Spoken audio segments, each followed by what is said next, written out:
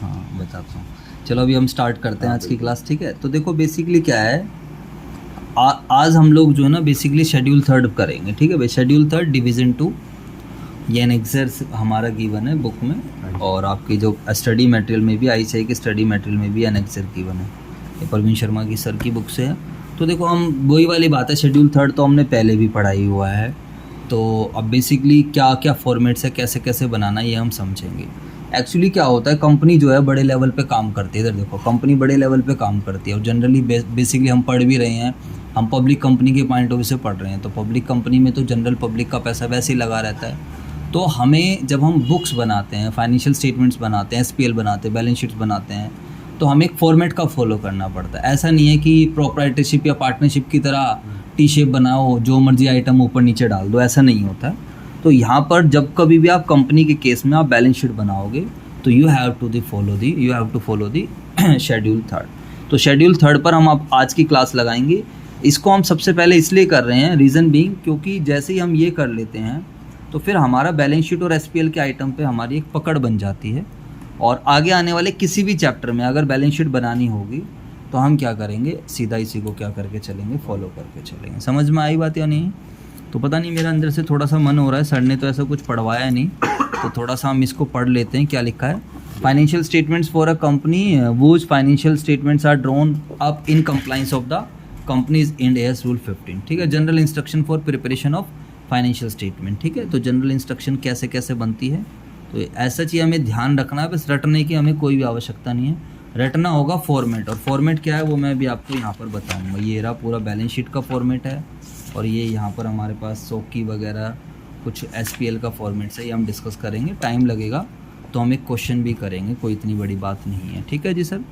तो every company यहाँ पर कहता है, एक्चुअली डिवीज़न 2 उन्हीं पर लगती है जो कंपनी इंड AS क्या कर रही है, फॉलो कर रही है। समझ में, यानी कि जिन कंपनी पर इंड AS क्या है, एप्लीकेबल है। और ये बात मैंने आपको पहले ही समझाया था कि बेसिकली इंड AS एप्लीकेबल किस पर होते हैं। वो लास्ट टाइम हमने पढ़ा था, listed company, in the process of listing company, या फिर वो कंपनी जिसकी नेटवर्थ जो है 250 करोड़ से ज़्यादा है, या फिर रियल एस्टेट इन्वेस्टमेंट ट्रस्ट है, या फिर कोई अदर कंपनी, या फिर कोई अदर कंपनी जो notified by central government. Even आप वॉलंटरली भी क्या कर सकते हो, अप्लाई कर सकते हो। तो every company on which to which Indian accounting standards apply shall prepare its financial statements in accordance with the schedule और with the modification as may be required, ठीक है जी। where compliance with the requirement of act including Indian accounting standards as applicable to the company require any change in treatment of disclosure including addition, amendment, substitution or deletion in the head or subhead, or any change in the financial statements or statements forming part the same shall be made the requirement the schedule shall be self mod। तो मतलब अगर कुछ change है तो हम उसको कर सकते हैं और उसको मॉडिफाइड कर सकते हैं, ठीक है जी। तो इसमें अगर हम देखते हैं तो क्या कुछ खास बातें लिखी हुई हैं, क्या कुछ है, ऐसा ज़्यादा है नहीं, तो 8-9 पॉइंट्स हैं। इसको एक बार रीड करने में मुझे नहीं लगता कोई प्रॉब्लम है। The disclosure requirement specified in schedule are in addition and not in substitution of the disclosure requirement specified in Indian accounting standard. Addition disclosure specified in Indian accounting standard shall be made in notes by way of additional statement और statement unless required to be disclose on the face. तो कहने का मतलब है भाई, आपको जो भी कुछ एडिशनल चीज़ें डिस्क्लोज करनी है तो that shall be disclose on in to the notes to accounts. आपको जो है बैलेंस शीट के फेस पर कम से कम क्या करनी है, बेसिकली खिचड़ी पकानी है। समझ में आई बात या नहीं आई? ठीक है सर। अब हम इसको देखते हैं, तो इस पर मुझे लगता है भी थोड़ी देर में आना चाहिए हमें, ये थ्योरी ज़्यादा हो जाएगी, इतना कुछ खास बेनिफिट है नहीं। चलो, तो अगर हम यहाँ पर बात करते हैं तो बैलेंस शीट का फॉर्मेट कैसा है, ठीक है। यहाँ पर हमारे पास कुछ शेड्यूल थर्ड के ये हमारे पास नोट्स हैं, तो इसको हम देखते हैं जल्दी से।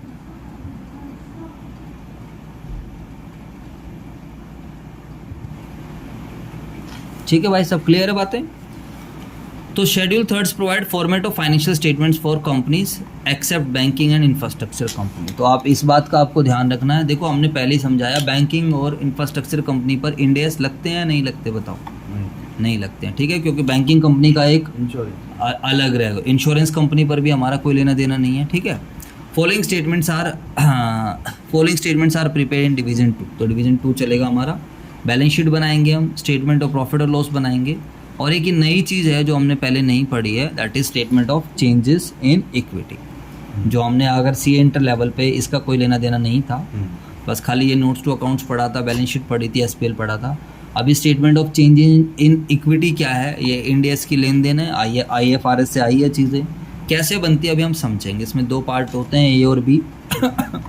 तो चलो, तो सबसे पहले हम बात करते हैं बैलेंस शीट। तो बैलेंस शीट का फॉर्मेट समहाउ जैसा हमने पहले पढ़ा था वैसा ही है, मिलता जुलता है, कोई नई चीज़ें नहीं है, ठीक है जी। और यहाँ पर आपको ये ध्यान रखना है कि भाई इसको हमें याद भी करना है, ठीक है। तो अब हम लिखने पे तो अपना टाइम वेस्ट नहीं करेंगे जब हमारे पास नोट्स हैं, तो क्योंकि आजकल ना ऐसे ही चल रहा है, टाइम सेव करने के लिए सर भी ने भी थोड़ा नोट्स देना स्टार्ट कर दिया है, और ये है कि भाई अपना टाइम सेव करो। तो देखो, सबसे पहले हमारे पास थोड़ा सा शेड्यूल थर्ड की कंपैरिजन में अलग है, जो एएस के लिए एप्लीकेबल होता है। एक्चुअली डिवीज़न 2 में जब हम बैलेंस शीट बनाते हैं तो हमारे पास सबसे पहले एसेट्स आती हैं, और अगर आप पुराना शेड्यूल थर्ड देखोगे जो एएस जिन कंपनीज पर है, उसमें एसेट्स नहीं आती पहले, उसमें क्या आता है, इक्विटी एंड लायबिलिटीज़ आती है। तो यहाँ पर आप लोगों को ध्यान रखना है, सबसे पहले शुरुआत हमारी एसेट्स से होंगी, और एसेट्स में आपको पता है बेसिकली नॉन करंट एसेट्स है, और नॉन करंट एसेट्स के अंदर आपके पास काफ़ी सारे हेड्स मिलेंगे। एसेट पहले क्यों भाई ये इंटरनेशनली ऐसे फॉलो हो रहा है, ये अब चेंज हुआ है। हाँ, ये जो हमारा जो इंडिया बेस्ड कंपनीज है ना, उनके लिए ये वाला है, अदरवाइज तो आप एएस वाली कंपनीज के लिए तो वही मिलेगा। स्टेटमेंट उनकी पहले लायबिलिटी, हाँ, उनका इक्विटी एंड लायबिलिटीज रहेगी, ये चीज़ रहेगी। हाँ, एक्चुअली हम डिवीज़न 2 वाला बनाते हैं, हम डिवीज़न 2 वाला फॉलो करते हैं। तो ये देखो बच्चों, मैं आपके लिए लेकर आया हूँ कि भाई हमारे पास सर सीए फाउंडेशन में सीए इंटरमीडिएट में कंपनी फाइनल अकाउंट करके टॉपिक है, वहाँ पर अपना पूरा फाइनल अकाउंट ही हम लोग पढ़ते हैं, ठीक है ना। तो यहाँ पर आप देखोगे तो जब हम अपनी बुक्स वगैरह बनाते हैं तो मैं यहाँ पर वो दिखाता हूँ आपको कि फॉर्मेट कैसा है। फाइनल अकाउंट्स के अंदर बैलेंस शीट आ जाती है, बैलेंस शीट आ जाएगी, सेक्शन 129 है कंपनीज एक्ट 2013 का, और यहाँ पर कहा जाता है कि किसी भी कोई भी कंपनी अगर अपनी फाइनेंशियल स्टेटमेंट्स बनाएगी तो उसको, अच्छा ये चलेगा नहीं इसमें, balance sheet at the end of financial year, P&L आ जाएगा, cash flow statement, statement of change in if applicable, और ये एप्लीकेबल कभी होती है जब कोई कंपनी इंडेस वगैरह बना रही। देखो अब यहाँ पर, तो यहाँ पर मैं आपको बस एक बार फॉर्म, शेड्यूल 3 है, तो as per section 129 of companies financial statement should give true and fair view of the companies act. तो requirement of schedule 3 to company financial statements. अब बस मुझे आपको फॉर्मेट दिखाना है, ज़्यादा हमें इसके अंदर लेके नहीं जाना है। मैनेजर रेमुनेशन एक अलग कॉन्सेप्ट है बिल्कुल।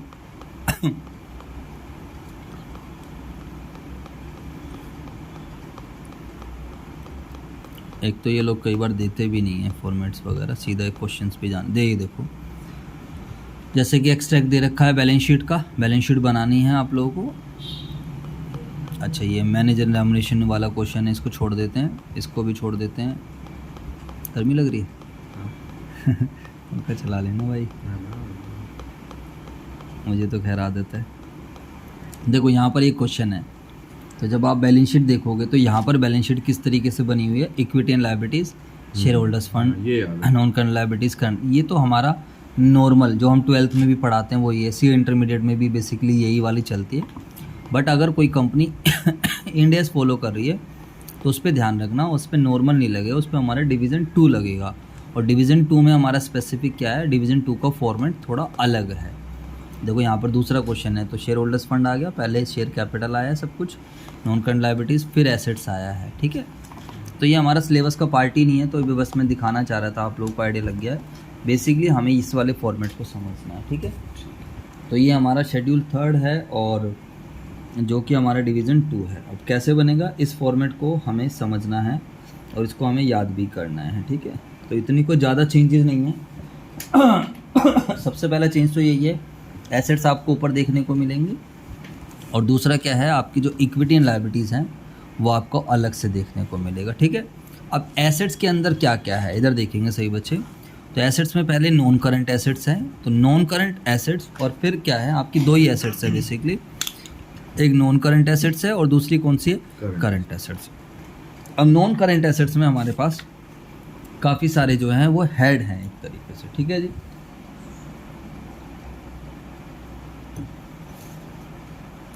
इसमें हमारे ए से लेकर जे तक आइटम है, जिसमें से पहला आइटम क्या है हमारे पास, प्रॉपर्टी प्लांट एंड इक्विपमेंट, ठीक है। दूसरा आइटम क्या है हमारे पास, कैपिटल WIP। सी क्या है, इन्वेस्टमेंट प्रॉपर्टी। डी क्या है, गुडविल।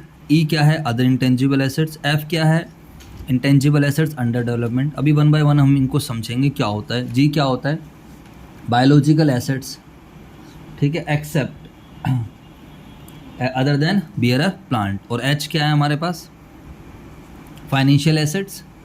तो फाइनेंशियल एसेट्स अपने आप में ही एक समझने वाला मुद्दा है। उसके अलावा आई क्या है, डेफर्ड टैक्स एसेट्स, इसके लिए पूरा एक इंडेस अलग से आएगा। और जे क्या है हमारे पास, अदर जो है नॉन करंट एसेट। समझ आया? तो सर अब हम इसको याद कैसे करेंगे? देखो भाई, ये याद करने का आपका तरीका है अपना। मैंने उसमें तो बनाया हुआ था, खैर क्या बोलते हैं, पुरानी वाली में तो बना रखा था मैंने। पुरानी वाली मैंने ऐसे बना रखा था नॉन करंट एसेट्स का, तो ऐसे था उसमें, ओए लड़के देख, non current investments and fix assets. Fix assets का नाम चेंज कर दिया था उन्होंने बाद में, प्रॉपर्टी। इसके अंदर फिर टेंजिबल आ जाता था, इंटेंजिबल आ जाता था, कैपिटल WIP आ जाता था, और इंटेंजिबल एसेट्स अंडर डेवलपमेंट ये आ जाता था पुराने में। तो ऐसे अब इसका कुछ बनाऊंगा मैं, सोचेंगे। बट अभी अगर आप लॉजिकली समझने की कोशिश करोगे, ये मैंने लिखा भी इसी तरीके से है कि चलो इसको कुछ ना कुछ बन जाए। तो देखेंगे क्या बनेगा, कुछ निमोनिक वगैरह, PCI GOI है ना, और BFDO, ठीक है, कोई प्रॉब्लम नहीं है। फ्लोसा तो बन ही रहा है, PCI है और उसके बाद GOI है, ठीक है, बन रहा है इसका flow. Government of India, PCI हो गया गवर्नमेंट, और GOI हो गया, BF हो गया, बॉयफ्रेंड मान लो, कुछ भी मान लो, BFDO, तो ये भी ठीक ही बन रहा है ना, BFDO, नो प्रॉब्लम। याद हो जाएगा, हम तोड़ तोड़ के करेंगे। तो PCI हो गया, GOI हो गया, है ना, PCI GOI BFDO, इस तरीके से हम याद। ये देखो देखो बच्चों, इसके अंदर इसका मतलब क्या है, इसके अंदर क्या आएगा, वो सब तो लॉजिक है, वो तो हम समझेंगे। लेकिन ये सेम टू सेम याद करना है, तो ये रट्टा है भाई, सभी याद करना है। आपको कोई अपना दूसरा निमोनिक बनाना है, आप बनाते रहो। बाकी कभी स्टोरी बनानी होगी तो वो मैं सोचूंगा, बाद में बनाएंगे। अभी के लिए मेरे को लग रहा है इससे काम चल जाएगा हमारा। क्या है, PCI है, GOI है, BF है और DO, ठीक है। अब देखो P क्या है, P का मतलब है यहाँ पर प्रॉपर्टी प्लांट एंड इक्विपमेंट। अब हमें इसके डीप में जाना है कि प्रॉपर्टी प्लांट एंड इक्विपमेंट के अंदर क्या क्या आएगा। जैसे कि हमने लैंड है, कोई बिल्डिंग है, कोई मशीनरी है, कोई फर्नीचर्स है, ये सब चीज़ें हमारे किसके अंदर आ जाएंगी, बेसिकली वही सब। अगर आप यहाँ तक देखोगे ना, तो पहला जो है, पहले टेंजिबल वाले पे फोकस कराइए। जो GOI का एक ब्लॉक बन रहा है, इसमें हमारे पास इंटेंजिबल्स पर फोकस हो रहा है। उसके बाद फिर कुछ नई चीज़ें भी हैं, समझ में आया? तो प्रॉपर्टी प्लांट एंड इक्विपमेंट में बेसिकली आप लोगों को ध्यान रखना है, प्रॉपर्टी प्लांट एंड इक्विपमेंट के अंदर आएगा आपका, जैसे कि मैं बात करता हूँ, लैंड है, बिल्डिंग है, प्लांट एंड मशीनरी है, फर्नीचर फिक्चर्स है, व्हीकल्स हैं, ऑफिस इक्विपमेंट्स हैं। एंड एक चीज़ और ध्यान रखना, इसके अंदर वो भी आ जाएगा, बियरर प्लांट भी आ जाएगा। अब बियरर प्लांट क्या होता है, जैसे कि आम के पेड़ हो गए, ये हमारे पास एक्चुअली जो हमारे पास क्या बोलते हैं, टेंजिबल जो नेचुरल रिसोर्सेज भी हैं, जिनकी लाइफ है, जो हमें फ्रूट्स वगैरह देते हैं, जो हमें लंबे टाइम तक चलते हैं। हाँ, लाइफ स्टॉक भी आप कह सकते हो। एक्चुअली क्या है, जो हमारे पास ऐसे, देखो ये इंडिया 16 में हम जाकर इसको बहुत अच्छे से डील कर रहे होंगे। प्रॉपर्टी प्लांट एंड इक्विपमेंट का पूरा एक इंडेस है, जिसमें हम बहुत अच्छे से पढ़ रहे होंगे। बट यहाँ पर हमें एक आइडिया होना चाहिए कि इसके अंदर क्या क्या आने वाला है। समझ में आया नहीं है? जैसे प्लांट, मशीनरी, बियरर प्लांट्स। तो देखता हूँ अगर सर ने कुछ लिखवा रखा है तो ठीक है, वरना तो भाई मैं बुक से बता ही रहा हूँ आप लोगों को। ये देखो यहाँ पर जैसे ये लिखा हुआ है, तो याद रखने के लिए property plants and equipment, intangibles, property, goodwill other then in biological assets, ये कुछ इन्होंने डिस्क्लोजर्स बता रखे हैं इसके रिगार्डिंग। बट अगर आप लोगों को PPE देखना है, तो PPE के मैं आपको बता रहा हूँ, सीधी सी बात है, इन आइटम्स को आपको ध्यान रखना है। प्लांट प्रॉपर्टी एंड इक्विपमेंट के अंदर क्या क्या आएगा, फटाफट बताओ सारे बच्चे। प्लांट प्रॉपर्टी एंड इक्विपमेंट्स के अंदर आएगा बेसिकली, हाँ, अब सारे हम लिखेंगे तो यहाँ खिचड़ी पक जाएगी, बट फिर भी लिख देते हैं। लैंड आएगा, मशीन, हाँ ठीक है भाई साहब, लैंड आ जाएगा, बिल्डिंग, लैंड, बिल्डिंग, मशीनरी, ठीक है, land, building, machinery, furniture and fixtures, land, building, machinery, furniture and fixtures, vehicles, motor गाड़ियाँ, ऑफिस इक्विपमेंट, ठीक है। ये सब चीज़ें आ जाएंगी। उसके अलावा क्या आ जाएगा आपका, बियरर प्लांट तो हमने लिख ही रखा है, कुछ अदर भी आ सकता है, ठीक है। Assets under lease shall be separately classified, तो बेसिकली ये चीज़ आपको ध्यान रखनी है। क्लियर हो गई बात? तो पहला हो गया, पी से हमारा क्लियर हो गया। कैपिटल डब्ल्यूआईपी क्या होता है बेसिकली कोई आपकी एसेट अंडर कंस्ट्रक्शन है जो अभी पूरी कंप्लीट नहीं हुई है ना, कोई मशीनरी अंडर कंस्ट्रक्शन है ना, कोई बिल्डिंग अंडर कंस्ट्रक्शन है, तो वो किसके अंदर आ जाएगा आपका, बेसिकली कैपिटल डब्ल्यूआईपी के अंदर, ठीक है ना। तो आप इसमें कह सकते हो कोई मशीनरी अंडर कंस्ट्रक्शन है या फिर कोई बिल्डिंग अंडर कंस्ट्रक्शन है, that is not in use में ना हो, बस ध्यान रखना, जो अभी पूरा कंप्लीट नहीं हुई है। समझ में आई बात या नहीं, जल्दी से बताओ। जी सर, बिल्कुल क्लियर है सर। तो बिल्डिंग अंडर कंस्ट्रक्शन हैं, मशीनरी अंडर कंस्ट्रक्शन है, ये सब हमारा क्या है, कैपिटल डब्ल्यूआईपी के नाम से आ जाए, ठीक है। उसके अलावा अगर हम आगे चलते हैं, इन्वेस्टमेंट प्रॉपर्टी, तो इसके लिए भी बिल्कुल एक स्पेशली इंडेस आपके लिए आने वाला है, ध्यान रखना, जिसको हम आई थिंक इंडेस 40 है इन्वेस्टमेंट प्रॉपर्टी का, पूरा अच्छे से डिस्कस करेंगे, मज़ा आएगा आप लोगों को। वहाँ पर देखोगे कि डिफरेंट टाइप्स की जो है इन्वेस्टमेंट्स कौन कौन सी हैं, कैसे कैसे हम इन्वेस्टमेंट्स करते हैं। तो देखो बेसिकली आप लोगों को अब कभी भी जब आप एसेट्स की बात करोगे तो आपको पता होना चाहिए कि भाई प्रॉपर्टी प्लांट एंड इक्विपमेंट के अंदर क्या क्या आ रहा है। समझ आया कुछ या नहीं है भाई? क्लियर है ना? बिल्कुल ठीक है। कैपिटल डब्ल्यूआईपी हो गया, कोई मशीनरी अंडर कंस्ट्रक्शन है, बिल्डिंग अंडर कंस्ट्रक्शन है। इंडेस इन्वेस्टमेंट प्रॉपर्टी बेसिकली मैंने आपको बताया। अच्छा चलो थोड़ा थोड़ा यहाँ पर रेफरेंस भी दे लेते हैं, इंडेस 16 सो दैट हमारा कुछ कुछ याद होने लग जाए अभी से ही, और इंडेस 40, ठीक है ना। जितने याद हो जाएंगे उतना ही बढ़िया है, बाकी तो 1 बाय 1 करके एक एक करके पढ़ेंगे। तो इंडेस 40 में हम इन्वेस्टमेंट प्रॉपर्टी को पढ़ेंगे, ठीक है जी। हाँ, गुडविल का इंटेंजिबल एसेट्स है। पहले तो अकाउंटिंग स्टैंडर्ड 26 था, अब जो है अब भाई ये रहा ना इंडेस 38, बिल्कुल सही है, गुडविल इंडेस 38 में आ जाएगी। हाँ इंडिया, तो ये इसके लिए फिर हम बाद में क्लास लगा लेंगे याद करने के लिए। बिल्कुल ठीक है, हाँ ले जाओ, कोई प्रॉब्लम नहीं है। तो यहाँ पर इन्वेस्टमेंट प्रॉपर्टी में हम लोग दिखाएंगे कि भाई हमारे पास कितने तरीके की प्रॉपर्टीज़ हैं, क्या क्या हमने उसको बाय करा, क्या सेल करा, वही जैसे पहले करते थे, ठीक है ना। कितनी एडिशंस हुई हैं, कितनी डिस्पोजल हुई हैं, ये सब हम यहाँ पर शो कर देंगे, ठीक है जी। तो पीसीआई हमारा क्लियर हो गया। तो पी से क्या बनेगा, प्रॉपर्टी प्लांट एंड इक्विपमेंट। अभी देखो क्लास के बाद ये बैलेंस शीट अभी तो हम देख देख के कर रहे हैं, अभी जब हम छुट्टी करेंगे तो आपको ना ये बैलेंस शीट पूरी मैं भी बनाऊंगा और आप भी बनाओगे, बिना देखे बनाएंगे, ठीक है जी। तो सबसे पहला क्या है, पीसीआई। पीसी क्या है, पी से क्या बना, प्रॉपर्टी प्लांट एंड इक्विपमेंट। इसके अंदर जो जो आइटम याद रह जाएं तो अच्छी बात है, जैसे लैंड है, बिल्डिंग है, मशीनरी है, फर्नीचर्स हैं, व्हीकल्स हैं, ये सब आ जाएगा, ठीक है। उसके अलावा है ना बियरर प्लांट्स भी आएंगे। बियरर प्लांट्स वो प्लांट्स जिनकी लाइफ 12 मंथ से ज़्यादा की होती है और जो हमें फ्रूट्स वगैरह देते हैं। मतलब आपने देखो खेती बाड़ी आजकल बहुत बड़ी चीज़ है, ऐसा नहीं है कि ऐसे भी प्लांट्स नहीं होते। हाँ, ऐसे नहीं है कि भाई हर कोई वो वाले खेती नहीं करता, गेहूँ है, चीनी है या चावल है। हाँ आजकल तो जो भी है आप इतना अब नहीं, जो बड़े बड़े प्लांट्स हैं, फूलों में भी फूलों के प्लांट्स का मुझे नहीं पता कि कितने दिन चलते हैं, बट जैसे आम हो गया, हाँ तो वो वाले प्लांट्स हो गए जो जिसकी लाइफ 1 साल से ज़्यादा की होती है ना, वो हम पढ़ेंगे इंडिया 16 में, उसमें ज़्यादा डीप में जाना बेकार है। और कैपिटल डब्ल्यूआईपी कोई भी बिल्डिंग अंडर कंस्ट्रक्शन, कोई मशीनरी अंडर कंस्ट्रक्शन है जो अभी यूज़ में नहीं आ रही है, ठीक है जी, क्लियर है। उसके अलावा इन्वेस्टमेंट प्रॉपर्टी, ठीक है। यहाँ पर इन्वेस्टमेंट प्रॉपर्टी में कुछ भी आ सकता है, investment in equity, share, debentures वगैरह कुछ भी। तो ये हमारा टेंजिबल। अब हम चलते हैं इसके बाद, सर पीसीआई खत्म, इसके बाद नेक्स्ट इज जीओआई। तो जी से क्या बनेगा, गुडविल। अब सर गुडविल में तो हम क्या ही समझेंगे, गुडविल तो आपको पता है पास्ट में किए गए एफर्ट्स की वजह से फ्यूचर में होने वाला profits, that is simply technical meaning of goodwill. Otherwise तो एक इंटेंजिबल एसेट्स है जो नए नए कस्टमर को बिजनेस में लाने में हेल्प करती है, पुराने फर्म से नए फर्म से डिफ्रेंशिएट, ये सब कुछ है। बट ठीक है सर, आपको गुडविल दिखेगी तो गुडविल को आप सीधा क्या कर देना, यहाँ पर डिस्क्लोज कर देना। समझ में आई बात नहीं? तो ये रिकन्सिलेशन करेंगे, स्टार्टिंग में गुडविल कितनी थी, एंड में गुडविल कितनी है, कुछ इम्पेयरमेंट तो नहीं हुई है, कुछ राइट ऑफ तो नहीं हुआ है, ये सब चीज़ें क्लियर हो रही हैं सब बच्चों को? हाँ जी, आप बोलते रहा, ठीक है। उसके अलावा अदर इंटेंजिबल एसेट्स। तो सर अदर इंटेंजिबल एसेट्स की अगर हम बात करते हैं तो क्या क्या इसके अंदर आएगा, ठीक है जी।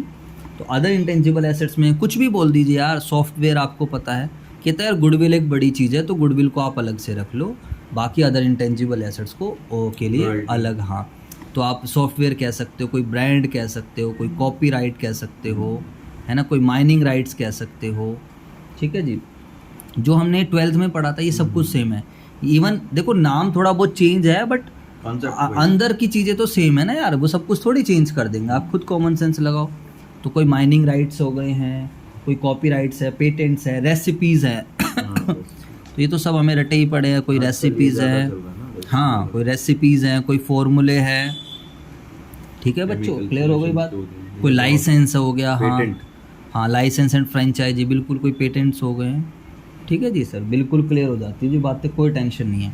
और देखो ये लाइन तो आपको हमेशा ध्यान रखनी चाहिए, रिकन्सिलेशन जब हम करेंगे ना क्वेश्चन, तो ये थियोरटिकल है, मतलब हम करते हैं जब, तो reconciliation of gross and net carrying amount of each class of assets at the beginning and at the end of reporting period showing addition, कि भैया हमने कितने की एडिशन करी है, कितने की डिस्पोजल करी है, कितना दोबारा खरीदी है, बिजनेस कॉम्बिनेशन में गुडविल कितने की आई है, कोई और चीज़ कितने की आई। ये इंडिया 603 है बिजनेस कॉम्बिनेशन का, जिसको हम आगे जाकर क्या करेंगे, पढ़ेंगे। हाँ ठीक है ना, बिजनेस कॉम्बिनेशन का हमारे पास है। ठीक है जी, क्लियर हो जाती है। 110 तो कंसोलिडेशन है, नहीं मेरे को याद है, ऐसी बात नहीं है। बिजनेस कॉम्बिनेशन कहाँ चला गया, ये है ना business combination and corporate restructuring कोई नहीं, नंबर नहीं लिख रखा, चलेगा, कोई दिक्कत नहीं है। ठीक है सर, अगली बार पूरे याद करके आ जाऊँगा, डोंट वरी। तो ये सब चीज़ें हमें एक तरीके से कि स्टार्टिंग में कितना था, कितने का परचेज हो गया, कितना, वो जब न्यूमेरिकल करते हैं हो जाता है, ये भी हमें दिखाना होता है। बाकी आप देखोगे तो अदर इंटेंजिबल एसेट्स में क्या क्या आ गया, फटाफट बताओ सही बच्चे। ब्रांड आ गया, कॉपी कंप्यूटर सॉफ्टवेयर आ गया, मास्टर्स एंड पब्लिशिंग, वो होता है ना पब्लिशिंग कंपनीज वगैरह रहती है, वहाँ मास्टर्स कुछ रहते हैं। माइनिंग राइट्स आ गया, कॉपी राइट्स आ गया, पेटेंट्स आ गया, अदर इंटेलेक्चुअल प्रॉपर्टी राइट्स आ गया है। इतना सर ने बताया नहीं है, मैं आपको बताऊं, लेकिन मैं जानबूझ के बता रहा हूँ कि आपका भी हो जाए और मेरा भी हो जाए। रेसिपीज़, फॉर्मूले, models, design and prototypes, licence and franchisee. Actually जब मैं कराऊंगा तो मैंने आपको बताया मेरा एक का नहीं है, मैं दूसरे वही ऑथर से कहीं से मिल गई, तो अब एक एक्सपीरियंस है, टीचर तो हम हैं ही। हाँ, अब ऐसा तो है नहीं कि हम भी टीचर हैं, ये नहीं कि सर ने जितना बता दिया और बस उतना ख़त्म, ऐसा कुछ नहीं है। 100% में 50% भी याद रहेगा तो हाँ, ज़्यादा याद रहेगा। नहीं ये सब चीज़ें तो देखो ध्यान रखनी पड़ेंगी हमें, और जितना ज़्यादा हम आइटम ध्यान रखेंगे उतना ही हमारे लिए फ़ायदा है। और इंटेंजिबल एसेट्स अंडर डेवलपमेंट में बेसिकली क्या आ जाएगा वो चीज़ें, कोई सॉफ्टवेयर अंडर कंस्ट्रक्शन है, अभी आपका सॉफ्टवेयर बना नहीं है, ठीक है, सॉफ्टवेयर अंडर कंस्ट्रक्शन है, आपने उसके कुछ पैसे दे दिए, आपको कहीं से राइट्स मिलने वाले हैं, लेकिन आपको राइट्स वगैरह भी मिले नहीं। क्लियर हो गई बातें, ठीक है सर, बिल्कुल क्लियर है।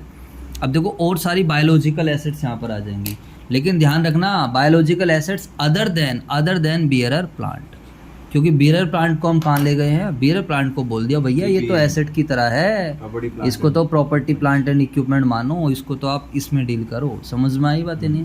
तो कहता है बायोलॉजिकल एसेट्स और सारी बायोलॉजिकल एसेट्स यहाँ पर आ जाएंगी। समझ में आया कुछ या नहीं है? वही जो आप लाइव स्टॉक वगैरह की बात कर रहे थे या उन सब चीज़ों की बात कर रहे हो, तो वो यहीं पर आ जाएगा। ठीक है ना जी सर, बिल्कुल ठीक है। तो जैसे कि मैंने आपको बताया बायोलॉजिकल एसेट्स में, लेकिन कौन सी बायोलॉजिकल एसेट्स अदर देन, किसका अदर देन बताओ, बियरर प्लांट, क्योंकि बियरर प्लांट कहाँ पर आ चुका है, प्रॉपर्टी प्लांट एंड इक्विपमेंट। ठीक है, तो biological assets like living animals, जैसे कि वही जो आप बात कर रहे थे ना, किसकी बात कर रहे थे, भेड़ बकरी, जानवर, गाय भैंस, सब कुछ, तो ये बायोलॉजिकल लिविंग प्लांट्स, लेकिन एक्सेप्ट बियर। देखो यहाँ पर लिखा आम पेड़, जैसे एग्जांपल यहाँ पर लिखा है आम का पेड़, लाइफ मोर देन 12 मंथ से फल देते हैं। ठीक है, तो ऐसे हम इंडिया 16 में जाकर और अच्छे से बाल की खाल निकालेंगे, वहाँ पर हम अभी वैसे एग्जांपल जैसे चाय के बागान इसमें नहीं आएंगे, सीजनल होता है ना। अब यार देखो मतलब वो पढ़ना पड़ेगा। हाँ, उसके लिए हमें ना, अब ये हमारा कॉन्सेप्ट ये है कि हमें उस पेड़ के बारे में पता होना चाहिए। अगर उसकी लाइफ, अगर हम अकाउंटिंग पॉइंट हो, अगर उनकी लाइफ 12 मंथ से ज़्यादा की है तो ले लेंगे, फिर तो वो चला जाएगा। अगर उसकी लाइफ, हाँ खेती होती है, गन्ना वन्ना हो, ये सब नहीं आएंगे, ये सब नहीं तो आएंगे, 4-6 महीने की फसल, हाँ ये सब नहीं आएंगे, ये तो सब कट जाएंगे ना, फ्रूट्स वाले ही मिलेंगे। हाँ भाई देखो, प्रॉपर्टी इक्विपमेंट बेसिकली वही चीज़ है ना जो लॉन्ग टर्म तक हमें बेनिफिट दे, बेसिकली 1 साल से ज़्यादा के लिए बेनिफिट दे। तो अब ये पहले ऐसा नहीं होता था, लेकिन अब ये कि चलो यार आजकल डाल दिया हाँ कॉन्सेप्चुअली, क्योंकि आजकल ऐसी भी इंडस्ट्रीज, आजकल बड़ी बड़ी कंपनीज भी जो हैं इनको वो इनके अंदर जा रही हैं, जैसे बागान हाँ खरीद रही बागान वगैरह खरीद रहे हैं। से हाँ माजा वगैरह माजा टाटा कोई देख लो आप ना, ये सब चीज़ तो कहीं ना कहीं ये सब एंट्री कर रही हैं। तो पहले हम कभी सोचते भी नहीं थे इन सब चीज़ के बारे में। रियल लाइफ अकाउंटिंग हाँ धीरे धीरे कर रहे हैं कोशिश। ऐसा ही है। ठीक है सर, तो ये बिल्कुल क्लियर हो जाती है बातें हमें सर। तो यहाँ पर बच्चों बिल्कुल सीधी सी बात है, ये इसका हमने बनाया Basically क्या जहाँ बनाया? पे पैसा इन्वेस्ट हो रहा है हाँ वो कैसे जस्टिफाई करें कि उन पैसा लगाया है, वो बुक्स में आना चाहिए। बुक्स में आना चाहिए।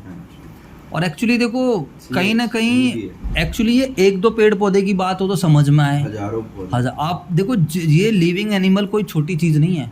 आप एक घोड़ा भी खरीदने जाओगे लाख लाख दो दो पाँच पाँच दस दस लाख रुपए के घोड़े हैं। इवन आपने यूट्यूब पर वीडियो भी देखी हो तो ऐसे ही था, मतलब भैंसा है करोड़ों रुपए का भैंसा है, बताओ मुझे। हाँ तो मैंने कहा भाई अलग, तो आप सोचो ना भाई, अगर कोई बंदा डेयरी चला रहा है और उसने प्रॉपर इससे हाँ पोल्ट्री फार्म ये डेयरी आपकी हाँ दूध जहाँ पे दूध है तो उसकी कितनी सारी भैंसें होंगी। हाँ तो वही इक्विपमेंट है, वही इक्विपमेंट्स हैं। तो बेसिकली अगर वो अपना प्रॉपर काम कर रहे थे, वो कच्चे में काम कर रहा है, फिर तो कह रहे सारी हमारी डिस्कशन ही, हमारी ज़रूरत ही नहीं है, फिर तो वो अपना करता रहे। लेकिन अगर वो सब कुछ पक्के में कर रहा है तो फिर हमें इस तरीके से डिस्क्लोजर देना पड़ेगा। ठीक है, तो PCI वाली बात आ गई। ठीक है सर, और GOI गवर्नमेंट ऑफ इंडिया, आप इसको ऐसे ध्यान रखोगे। और उसके बाद BF वाला था। ठीक है, तो BF आप जैसे मर्जी समझ लो है ना, और DO। ठीक है सर, तो BF अभी हम देखेंगे और बाकी क्या है D और O। ठीक है, फिर हमारी टोटल एसेट साइड की ख़त्म हो जाए। क्या बात है सर, मज़ा आ जाएगा जी, दिल खुश हो जाएगा। तो पहले बताओ यहाँ तक क्लियर होगा। अब हम चलते हैं अपनी अलग जो एसेट्स हैं उसको हम क्या बोलते हैं, बेसिकली फाइनेंशियल एसेट्स। ठीक है भाई साहब, फाइनेंशियल एसेट्स ये है हमारे पास। तो मतलब इसी में चल रहा है हमारा। एक बार ये वाला आई क्या था, सेकंड वाला आई का ये इंटेंजिबल एसेट्स अंडर डेवलपमेंट।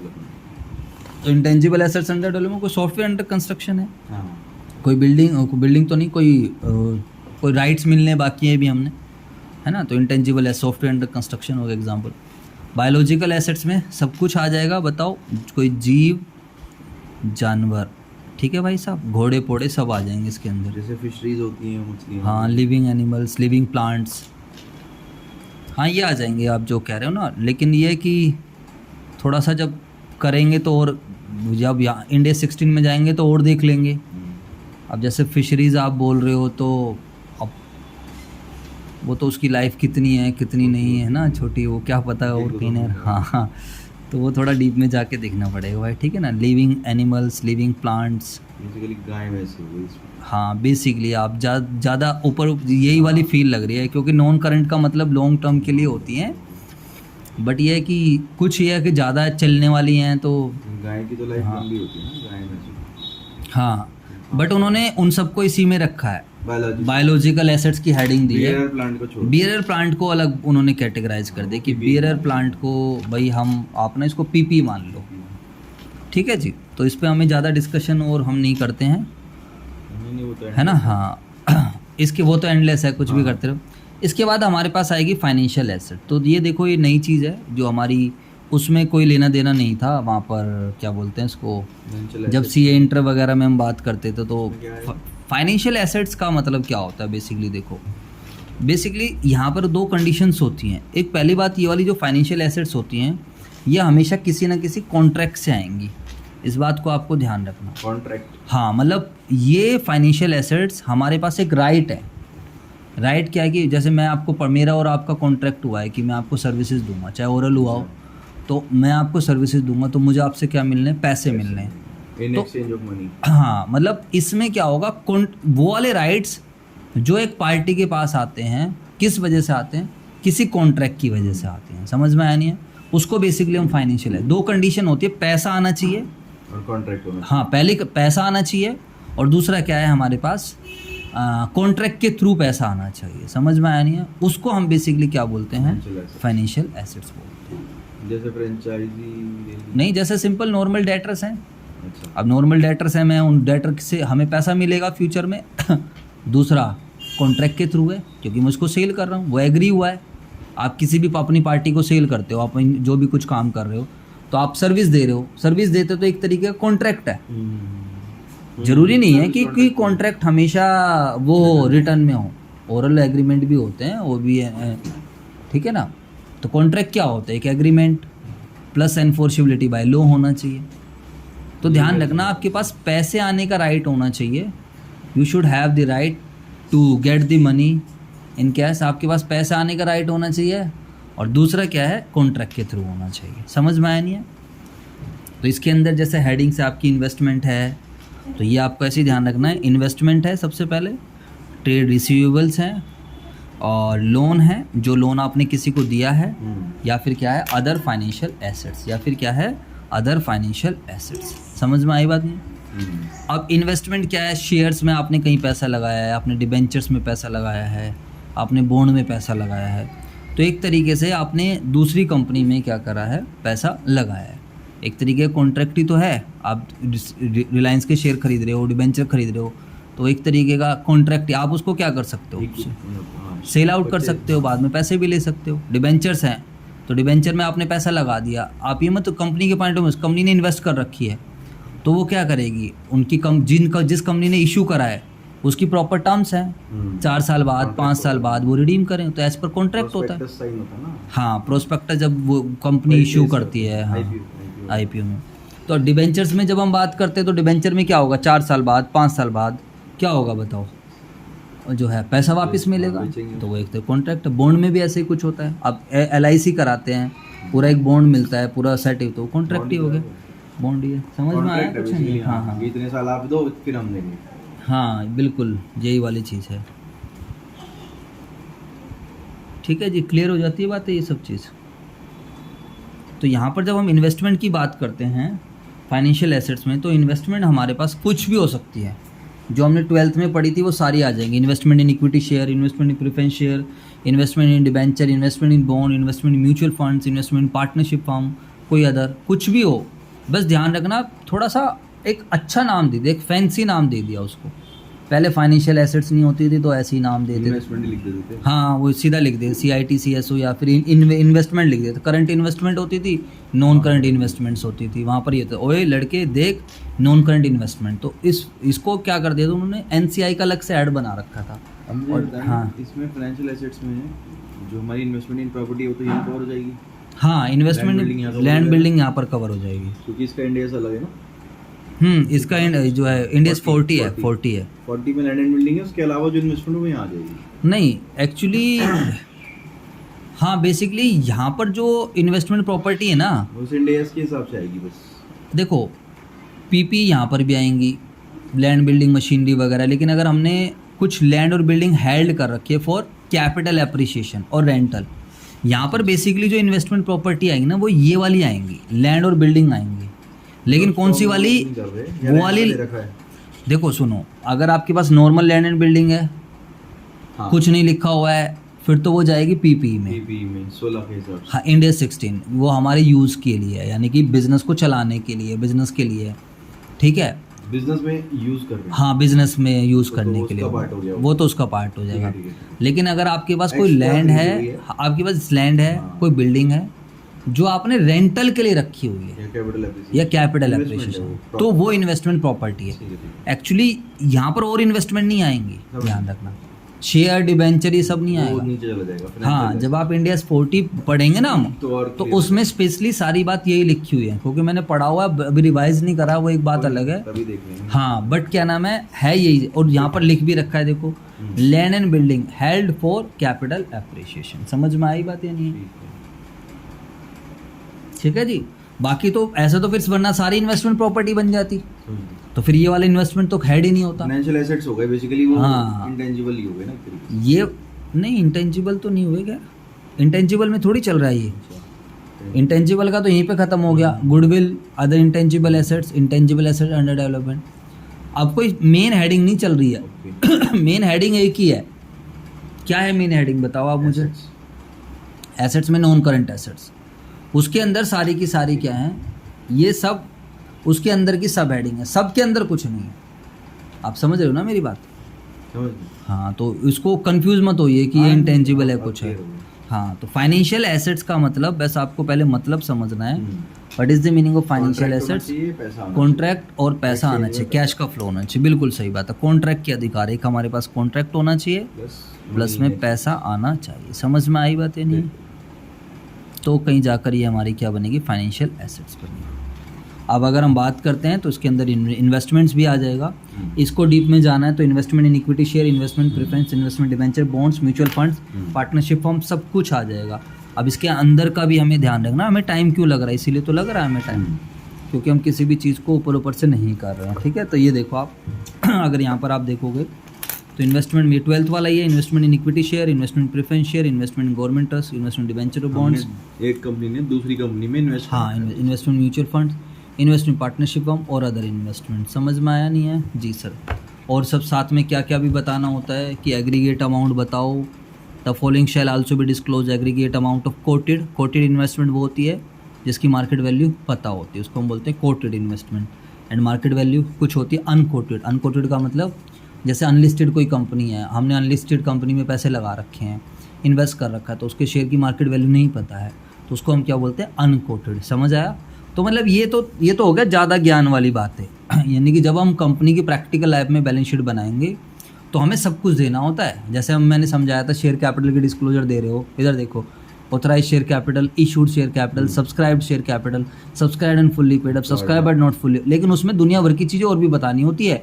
जैसे कोई बोनस इशू है वो बताओ, कोई बाय बैक हुआ है वो बताओ, कोई अदर देन कैश वाली कैपिटल है, हाँ वो सब कुछ बताओ। तो एग्रीगेट अमाउंट ऑफ इम्पेयरमेंट वगैरह ये सब चीज़ भी डिस्क्लोज। चलो सो अब ज़्यादा डीप में करेंगे तो फिर अननेसेसरी हमें कन्फ्यूजन ही होगी। हाँ सर, बिल्कुल क्लियर हो गई ये बात, कोई दिक्कत नहीं है। यहाँ पर 3 की जगह आपने हमें बहुत सारे आइटम बताए। अब हम आगे चलते हैं। चलें भाई साहब, एक एक आइटम क्लियर हो रहा है? हाँ जी, आप बताओ। पक्का? तो फाइनेंशियल एसेट्स में हम ऐसे कर लेते हैं, एक फर्स्ट है हमारा और दूसरा क्या है हमारा? सेकंड। ये बॉल पेन है क्या? मुझे थर्ड, फर्स्ट, सेकंड, थर्ड और फोर्थ। ठीक है जी, क्लियर बात। ट्रेड रिसीवेबल कोई बच्चों वाली चीज़ होती है, डेटर को ही बोलते हैं। वो डेटर जो हमें लॉन्ग पीरियड में पैसे देंगे, वरना तो 12 महीने से ज़्यादा, 12 महीने से ज़्यादा वाले नॉन करंट में हाँ, वो नॉन करंट में आ गया, क्योंकि ऊपर की मेन हेडिंग हमारी क्या चल रही है? Non current. ठीक है, तो हम डेटर्स भी एक ही साथ लिख देते थे क्लब करके ना। देखो डेटर बेसिकली हाँ 12 महीने से पहले एजिंग होती है ना, 6 महीने से ज़्यादा का किसी का पेंडिंग है तो वो है। एक्चुअली डेटर आपको करंट में भी देखने को मिलेगी। वही कह रहा हूँ, एजिंग के हिसाब से। हाँ, वो डेटर जो 12 महीने से ज़्यादा जिनका पेंडिंग है नॉन करंट में आ गया, वो नॉन करंट में आ गया। ठीक है जी। और डेटर भी हमारी फाइनेंशियल एसेट्स होती है। अब आपको यही एक नई चीज़ है इस हेड में सारा जिस पे आपको थोड़ा ध्यान रखना पड़े, क्योंकि हमें फाइनेंशियल एसेट्स की आदत नहीं है। हाँ जी। फाइनेंशियल एसेट आता है तो हमें ऐसा लगता है कुछ नया सा हो रहा है हमारी लाइफ में, बट आपको ध्यान रखना है फाइनेंशियल एसेट में 4 चीज़ें हैं। ठीक है भाई साहब, फाइनेंशियल एसेट्स में ऐसे याद रखना, फाइनेंशियल एसेट में 4 चीज़ें हैं, और 4 चीज़ें इन्वेस्टमेंट है, डेटर्स हैं हमारे, और क्या है? लोन है। अब लोन अगर हम किसी को देंगे तो ऑब्वियस सी बात है, वो भी क्या है कि एग्रीमेंट ही है। मैंने तेरे को लोन दिया भाई, तो एक काम करियो 5 साल बाद पैसा दे दियो मेरे को, और मेरे को हर महीने इंटरेस्ट देता रहियो। समझ में आई बात नहीं है? तो लोन देना भी क्या है हमारे लिए? फाइनेंशियल एसेट की तरह ही। ठीक है जी। अब अगर आप डेटर में भी डिटेल में जाओ तो फिर तो भैया बस हो गया, फिर तो काम। ये लो देखो, दुनिया भर का आल बबाल देखो। सर ने बताया नहीं है, बट फिर भी पढ़ने में हमारे लिए क्या जा रहा है? सर पढ़ दो एक बारी। ठीक है बेटा, इतने ज़्यादा लेवल पे हमारे से खाली उन्हें शेड्यूल 3 तो नहीं पूछना, बट चलो। तो ट्रेड कहता है डेटर को भी आप कैसे क्लासीफाइड करोगे? कह रहा है कंसिडर्ड गुड। अच्छा, पहले सिक्योर्ड, जो गुड वाले हैं उनको अलग से गुड सिक्योर्ड, ट्रेड रिसीवेबल, हाँ गुड्स में अनसिक्योर्ड वाले दिखाओ। ठीक है, trade receivable which have significant increase in credit risk. ठीक है, ट्रेड रिसीवेबल क्रेडिट इम्पेयर्ड। अब बताओ दुनिया। Allowance for bad and doubtful debts shell be disclose. अब बैड एंड डाउटफुल डेट्स का है, इसको अलग से डिस्क्लोज करो।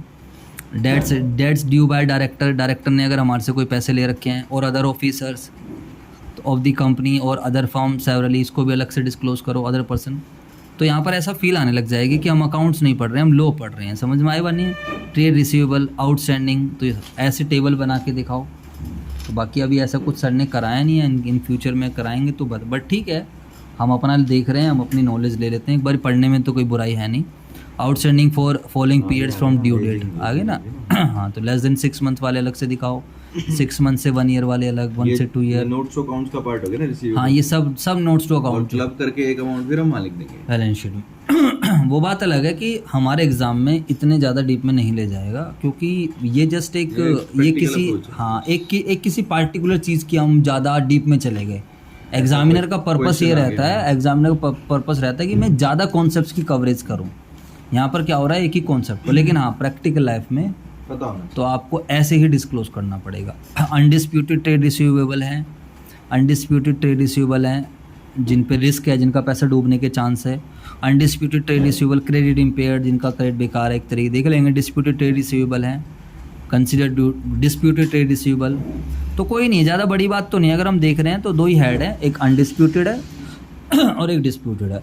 अब अनडिस्प्यूटेड में 3 है। क्या क्या है अनडिस्प्यूटेड में? गुड वाला है, बैड वाला है और क्रेडिट इम्पेयर्ड वाला है, बस ख़त्म। ऐसे तो याद होती हैं चीज़ें। देखो अनडिस्प्यूटेड है तो अनडिस्प्यूटेड में गुड वाला है, और ये बैड वाला बोल दो इसको जिसमें क्रेडिट इसके ज़्यादा, और ये क्रेडिट इम्पेयर्ड है।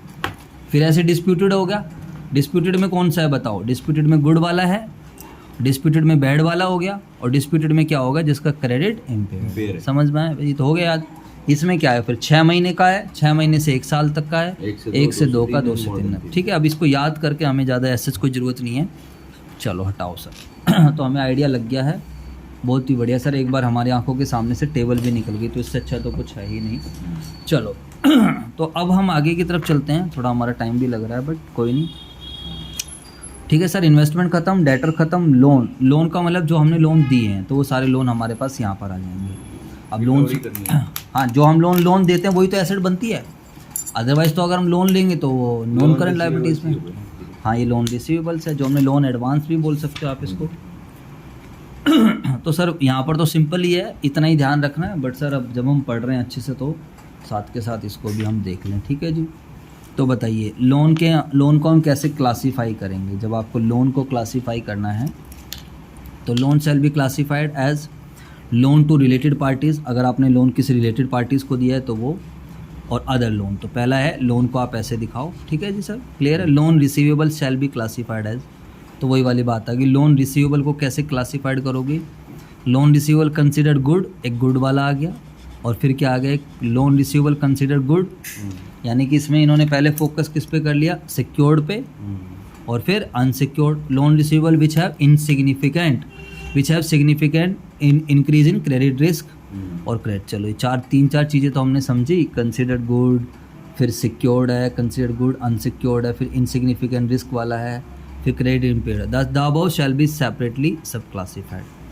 तो इन सबको आप अलग से क्लासीफाइड करोगे, secured, considered good, unsecured, considered good, ठीक है ना। बहुत तामझाम बढ़ गया है, डिटेलिंग। हाँ मतलब देखो यार, जब आप इंडेस करोगे तो उनका ज़्यादा फोकस किस पर है? डिस्क्लोजर्स पर ही है। ज़्यादा डिस्क्लोजर बहुत ज़्यादा है इंडेस में, यही सिरदर्दी है सबसे, मैं बताऊँ तो। हम लोग पूरी मोटी वो फाइनेंशियल बुक्स बनेंगे। कोई बात नहीं, ठीक है जी सर, क्लियर हो गई बातें। हाँ जी बिल्कुल, सब समझ में आ जाती बातें। तो इन्वेस्टमेंट्स हो गया, ट्रेड रिसीवेबल हो गया, लोन्स हो गया है, उसके बाद अदर फाइनेंशियल एसेट्स। अब अदर फाइनेंशियल एसेट्स में क्या आ रहा है? लाइक सिक्योरिटी डिपॉजिट्स हैं, शेड्यूल 3 डिवीज़न 2 में मिसिंग है।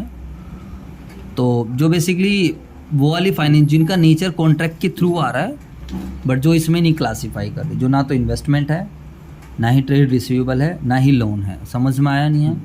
जो बेसिकली हैं फाइनेंशियल एसेट्स।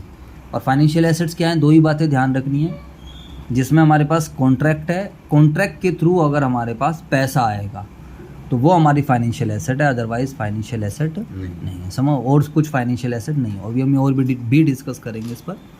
अब कोई सिक्योरिटी डिपॉजिट्स है, एग्जांपल के तौर पे कोई सिक्योरिटी डिपॉजिट्स है तो वो हमारी क्या बन जाएगी? Other financial assets. या कोई बैंक डिपॉजिट्स है विद मोर देन 12 मंथ से, ठीक है, बैंक में हमने पैसा जमा करा रखा है, तो वो भी हमारी अदर फाइनेंशियल एसेट्स में आ जाए, ठीक है। डेफर्ड टैक्स एसेट्स हमेशा नॉन करंट होगा।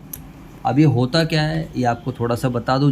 जब आपकी अकाउंटिंग इनकम और टैक्सेबल इनकम अलग अलग होती है तो उसकी वजह से डेफर्ड टैक्स एसेट्स और डेफर्ड टैक्स लायबिलिटी क्या होती है, अराइज होती है, जिसको हम आगे जाके एक डिफरेंट इंड एस में क्या करेंगे, हम इसको पूरा पढ़ेंगे, पूरा हम टाइम लगाएंगे। समझ में आया नहीं है? देखो अकाउंटिंग इनकम तो हम कंपनीज एक्ट के हिसाब से निकाल लेते हैं, जो भी हमारे प्रिंसिपल्स है, लेकिन जब हम इनकम टैक्स में इनकम निकालने जाते हैं तो आपको पता है पीजीबीपी की इनकम टैक्स 1961 के प्रोविजंस के हिसाब से। अब जैसे अकाउंट्स क्या करता है, एक्रूअल बेसिस पे अलाउड कर देता है खर्चों को, लेकिन इनकम टैक्स क्या करता है, एक्रूअल पे नहीं करता, कैश बेसिस पे अलाउड करता है।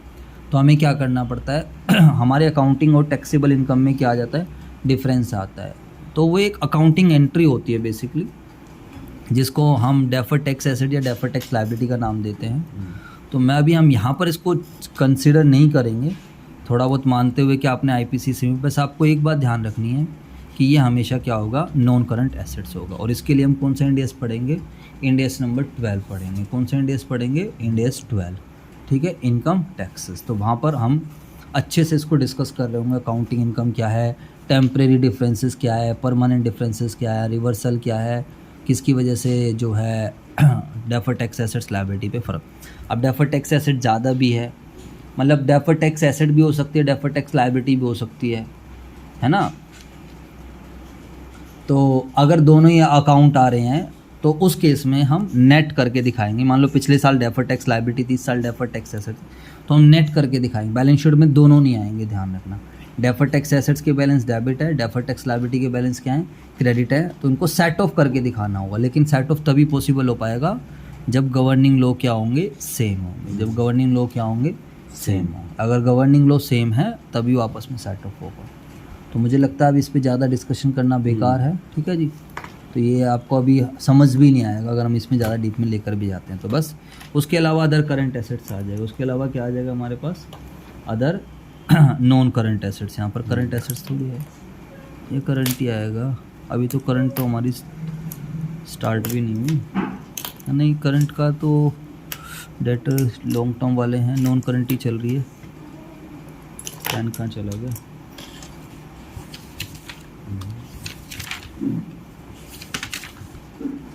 ठीक है ना, ये गलत लिख रखा है हमने। तो ये अदर नॉन करंट आएगा क्योंकि करंट तो अभी हमारी स्टार्ट भी नहीं हुई, ठीक है भाई साहब। समझ में आया कुछ या नहीं आया? तो दिस इज दी, हाँ, नॉन करंट एसेट्स वाली चीज़ है। हाँ, लाइक आपने मशीनरी के लिए कुछ एडवांस दे रखा है, तो ये आपकी नॉन करंट एसेट्स, उसको भी बुक कर लेंगे अब, एडवांस दिया हुआ है, बैलेंस शीट तक में आएगा वो। बैलेंस शीट वो तो देखो पहले भी आता था, ऐसी बात नहीं है। समझ में आया कुछ है नहीं आया, जल्दी से बताओ। तो ये नॉन करंट एसेट्स हमारे भी ख़त्म हुई है। उसके बाद एक होता है करंट एसेट्स। इसके बाद हमारी दूसरा जो हेड आएगा करंट एसेट्स। Current assets.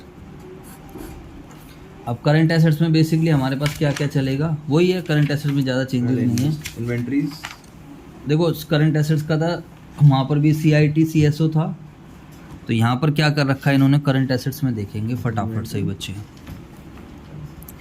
तो हमारे पास एक क्या आ जाएगा, इन्वेंट्रीज आ जाएगा। फर्स्ट इन्वेंट्रीज, फिर हमारा financial assets heading, be financial. देखो फाइनेंशियल एसेट्स यहाँ पर भी है, ऊपर वाले 12 मंथ से ज़्यादा वाले थे, यहाँ पर 12 मंथ से कम वाले हैं। तो फाइनेंशियल एसेट्स के अंदर ही हमारे पास हेडिंग्स पैडिंग्स मिलेंगी, वही सेम है। इन्वेस्टमेंट आ जाएगा, ट्रेड रिसीवेबल आ जाएगा, इन्वेस्टमेंट आ जाएगा, एज वेल एज क्या आ जाएगा हमारे पास, ट्रेड रिसीवेबल आ जाएगा। उसके अलावा थर्ड क्या आ जाएगा हमारे पास, कैश एंड कैश इक्विवेलेंट्स, जो ये तो हमने पहले ही पढ़ा हुआ है। थोड़ा सा अब याद रखना पड़ेगा, पहले वाले तो बिल्कुल सेम याद हैं। अब एक्चुअली क्या है हमारे साथ, क्या है 12th वाला भी याद रखना है और ये भी, तो ये दोनों फिर थोड़े कन्फ्यूजन से हो जाते हैं। एक होता है ना कोई एक ही याद रखना हो, तो अब 12th वाले बच्चों को पढ़ा रहे हैं तो उनको इससे कोई लेना देना नहीं है, गलती से ये भी ना पढ़ा। हाँ, BCom वालों को पढ़ा रहे हैं, CA इंटर को पढ़ा रहे हैं, उसको भी लेना देना नहीं है। फाइनल वालों के लिए ये है, तो ये थोड़ा सिरदर्दी वाला काम है। एक ही चीज़ याद हो जाए तो मज़ा आ जाए, फिर मतलब एक ही चीज़ अप्लाई हो जाए। तो लोन्स आ गया है और अदर्स आ गया, ठीक है जी।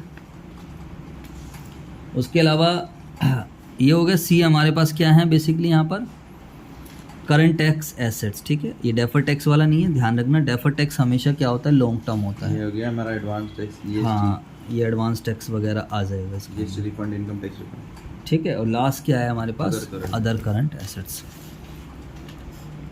प्रीपेड एक्सपेंसेस, हाँ अदर करंट एसेट्स, इसके अंदर हमारे पास बेसिकली क्या आ जाएगा, रेंट जैसे दे के छोड़ रहे हैं। हाँ प्रीपेड एक्सपेंसेस है, ये सब चीज़ें आ जाएंगी। ठीक है, इस तरीके से हमारा एसेट साइड वाला कंप्लीट हो पोर्शन फिर क्या होगा, ख़त्म होगा। अब एक बारी हम इसको जल्दी से, जैसे हमने वो पढ़ा है तो हाँ जल्दी से हम इसको भी पढ़ लेते हैं। ठीक है भाई, समराइज है ना। हाँ ये भी बात वही है। चलो जी सर, तो इसमें मैंने लिख रखी हैं कुछ चीज़ें, ये हमारा हो ही गया है। ठीक है, इन्वेंट्रीज देखो, करंट एसेट्स में इन्वेंट्रीज देखो। अब इन्वेंट्रीज के अंदर क्या क्या आता है, सर ने तो बस पुराना दोस्त लिखवा के काम चला दिया। वो मान के चल रहे हैं कि आपको सब कुछ पता है। इन्वेंट्रीज के अंदर सब कुछ आ जाता है। बताओ क्या क्या आ जाएगा, रॉ मटेरियल भी आ जाएगा, फिनिश गुड्स भी आ जाएगा, कोई WIP भी आ जाएगा, कोई स्टॉक इन ट्रेड आ जाएगा, कोई भी सारी की सारी इन्वेंट्रीज वो यहाँ आ जाएगी। ठीक है, देखो एक बार लगे हाथ आप देख लोगे तो आपके लिए ज़्यादा बेटर रहेगा मुझे लगता है, क्योंकि देखो खाली पुराना दोस्त लिखने से काम नहीं चल जाएगा।